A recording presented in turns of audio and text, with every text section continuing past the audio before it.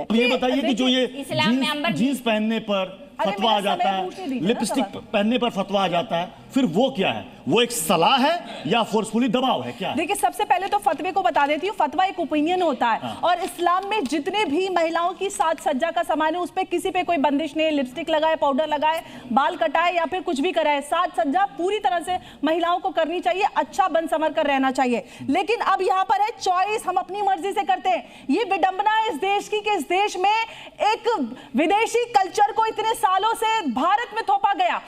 भारत की बात कर रहे थे, हमारे देश में महिलाएं सर पे दुपट्टा डालती थी, चाहे हिंदू मुसलमान सिख हो, सब सर पे चुन्नी डाल के रहती थी। इस तरह का ये घेरा बना के कोई नहीं रहता था। ये पर्शियन अरेबियन सभ्यता का हिस्सा है। और अब जब मस्जिदों में हर खुतबे में ये कहा जाए कि आप अगर अपने घर की महिलाओं को पर्दे में रखने में असफल रहेंगे तो आप दोज़ख में जाएंगे, ये आपकी जिम्मेदारी है। अगर आपकी पत्नी बेटी बुर्के में नहीं है, नकाब में नहीं है, तो आप दोज़ख में जलाए जाएंगे। तो इनको हर वक्त डराया जाता है कि अगर आपकी आवाज कोई बाहर जाता पुरुष सुन लेगा तो दोज़ख में पकोड़े तले जाएंगे। आप जोर से नहीं बोल सकते, जोर से चल नहीं सकते, जोर से हंस नहीं सकते। अरे भाई, झूठ बोल रही हैं यही तो कहते हैं जैसे आप जाएंगे पीछे जाके कुछ और बोलेंगे। ये ट्रेनिंग मिलती है, यही तो ट्रेनिंग मिलती है। देखिए ये आपको भी सिखाया जा रहा है। नहीं ये जो लोग कहते हैं जैसे ड्रेस कोड, एक सेकंड जरा यहाँ पर जो ऑडियंस में कौशल जी, मेरे परिवार पे पहुंचने की औकात नहीं है आपकी, समझ में? एक सेकंड प्लीज, तमीज से अजीब से रहिए। आ रहा है समझ में? एक सेकंड नंबर दे दीजिए, नंबर दे दीजिए प्लीज। नहीं तो मेरे परिवार में कैसे गई? उतनी बोल सकती हैं। प्लीज हिम्मत कैसे हुई? नहीं नंबर दे दीजिए प्लीज।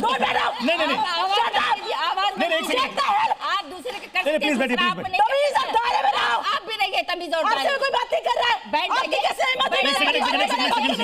एक सेकंड अमर जी जाकिया जी, अमर जी जाकिया जी, प्लीज आइए प्लीज आइए।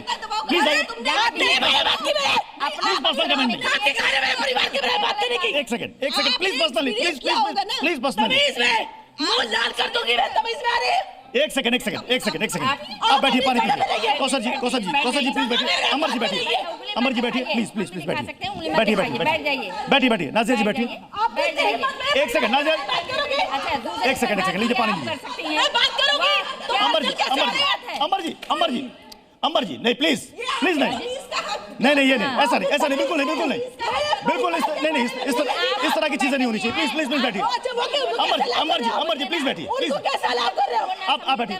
तब से तर्क रखे जा रहे हैं। लुबना जी ने कहा, जाकिया जी ने कहा, उन्होंने कहा कि अगर कोई जा रहा है तो ओपिनियन है, फतवा एक ओपिनियन है, माने या ना माने। एम आई राइट? नहीं ठीक है। मैं एक सेकंड, माने ना माने की चॉइस नहीं होती। जो उस मुफ्ती का फॉलोअर होता है उस पे वो लागू होता है, करना ही पड़ेगा। वो सब यहाँ पे मुफ्ती का झूठ बोल रहे हैं। अगर मान लीजिए एक सेकंड, अगर नाजिया जी किसी मौलाना या मुफ्ती ने कुछ कह दिया तो आपको लगता है कि उसका एक बड़ा असर हिंदुस्तान की सभी मुस्लिम महिलाओं पर पड़ता है? मैं आपको एक एग्जाम्पल देती हूँ। जितनी भी मुसलमान बेटियां हैं, क्या वो तलाक इंस्टेंट ट्रिपल तलाक को पा करके अपने आप को बहुत खूबसूरत मुसलमान समझती हैं या रोती हैं? उनके पिता बहुत अच्छा समझते हैं या रोते हैं? लेकिन कई मल्टीपल लैक्स ऑफ लैक्स, मैं तो यंगेस्ट काउंसिल थी इंस्टेंट ट्रिपल तलाक मामले में, the honourable supreme court of India में।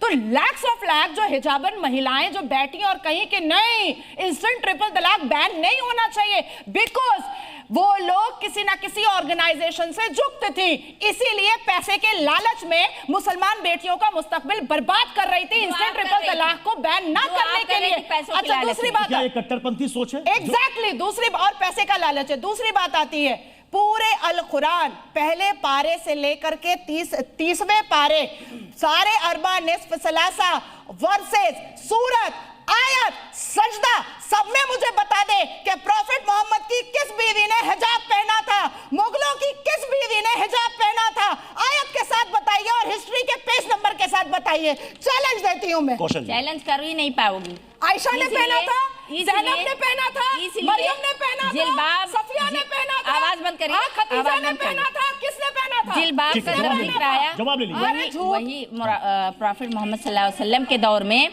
जो है जिल्बाब का हुक्म है। तो जिल्बाब वही है जो जुब्बा मतलब ऊपर से ओढ़नी चादर डाल ले, यानी पूरा सदर का हिस्सा ढक जाए, जो जिल्बाब का हिस्सा जाकिया जी इस पर जवाब देना चाहती हैं, जाकिया जी। जो आप उसको नकाब की शक्ल में पहने, पहले आपको पूरी बात तो मुझे पता है, इसीलिए मैं बात कर रही हूँ। जाकिया जी, जाकिया जी, जाकिया जी, हाँ। मुझे पता है इस बात एक सेकंड, पूछने वाली कौन होगी भाई, दूध पानी का पानी हो जाएगा भैया यहाँ डिबेट मतलब सवाल करने के बाद जवाब कौन से सिर्फ अगर बता दे क्या समझ जाऊंगी कि ये कुरान जानता कौन सा राइट मिला हुआ है जिस हक से ये पूछ रही हैं, काफिर कितनी बार है और कुरान में कितने सजदे हैं? ये जो पूछ रही हैं आप सुन लिया होगा आपने। बताइए ना, कुरान की मालूमात है, पूछो भैया कुरान में कितने सजदे हैं बताओ। तो ये जो है हिंदू और मुसलमान पर ले आई, ईमान और कुफ्र में ले आई, ईमान और कुफ्र में ले आई। महिलाओं की राय ली जा रही है। जाकिया जी, जो मुद्दा चल रहा है उस पे बहस होनी चाहिए ना, जाकिया जी, ना कि इधर उधर डाइवर्ट करना चाहिए। एक सेकंड, जाकिया जी बोले, जाकिया जी बोले। अबाया का हुक्म है, प्लीज बात पर उस बात पर अगर ये जो अपनी बात इधर लेके जा रही है, सुनना भी चाहिए ना। और अगर नहीं बता पाए तो ये बिना कुरान पढ़े यहाँ पर आइए, ये भी किसी मौलाना चलिए जाकिया जी, जाकिया जी आपका कमेंट, की मुरीद होगी। जाकिया जी आपका कमेंट, जाकिया जी आपका कमेंट। पूरी वजाहत बता दी गई। नादिया, अरे आपको पता ही नहीं कुरान में कितने सजदे लगाइए ना चाहिए, जो यहाँ पे कुरान का स्कॉलर होगा वो बताएगा ये सारी चीजें। इस्लाम की जानकार है, इस्लाम की जानकार है, जानने वाले हैं। तुम लहरा के हाथ करोगे तो हम लिखा हुआ है। सकते हैं।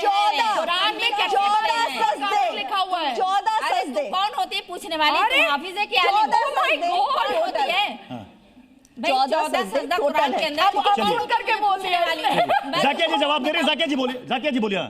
नहीं, 14 सजदे। बिल्कुल हंस लो, मजाक बना लो, या डिबेट बंद कर लो या फाइटिंग कर लो, कोई एक चीज कर लो, क्योंकि ये डिबेट जैसा तो लग नहीं रहा। आप इस पे जहाँ पे मत जवाब दीजिए। चाहिए वहाँ पे खुद से बोलना आप है। मत जवाब दीजिए इस पे।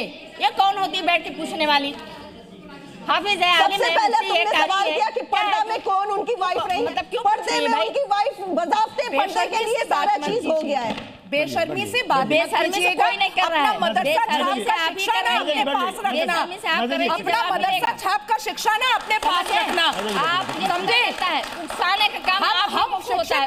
एक सेकंड। हम जानते हैं डिसिप्लिन। तुम मदरसा छाप हो, तुम अपना शिक्षा नाज़र जी बैठ जाइए, नाज़र जी बैठ जाइए, नाज़र जी बैठ जाइए, एक सेकंड। मदरसा छाप आ गई यहाँ पर। हमने उसी दायरे में रह करके आपसे सवाल किया।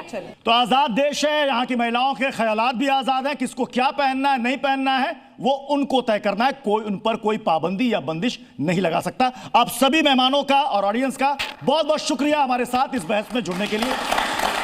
तो खबरें जारी रहेंगी, आप बने रहिए जी न्यूज़ के साथ।